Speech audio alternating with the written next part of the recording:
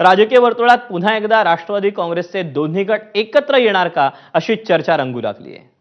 येऊन नुसता नमस्कार करा तो मला प्रेमाचा वाटेल,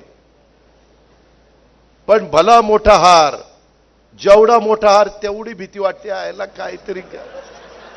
काहीतरी याने कुठंतरी मारली, काय मारली ती बघा तुम्ही, आणि त्याच्यामुळं ती हाराचा बोजा आहे आता आपल्या मानगुटावर. स्मृती चिन्ह काही देऊ नका. कर्मधर्म संयोगाने, आई बापाच्या कृपेने, चुलत्याच्या कृपेने बरंच चांगलं चाललंय आमचं. दरम्यान यावरून मुख्यमंत्री देवेंद्र फडणवीसांची प्रतिक्रिया आलेली आहे, तर शरद पवारांच्या राष्ट्रवादीचे आमदार जितेंद्र आव्हाड यांनी मात्र टोला हाणलाय. पाहूया.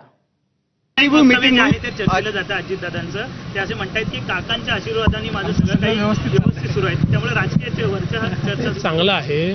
मोठ्यांचे आशीर्वाद नेहमी घ्यायचे असतात, त्यामुळे काकांना आशीर्वादापुरतंच त्यांनी आता मर्यादित ठेवलं आहे, तुम्ही लक्षात घेत नाही आहात. मला माहित नाही, पण महाराष्ट्राचं काही चांगलं चालू नाही, बाकी कोणाचं काय चांगलं चालू आहे मला माहिती. अजिबात तुम्ही संभ्रम निर्माण करू नका. दोन्ही राष्ट्रवादी विचारांनी वेगळे आहेत, कामानी वेगळे आहेत, आणि आम्ही वेगळेच आहोत.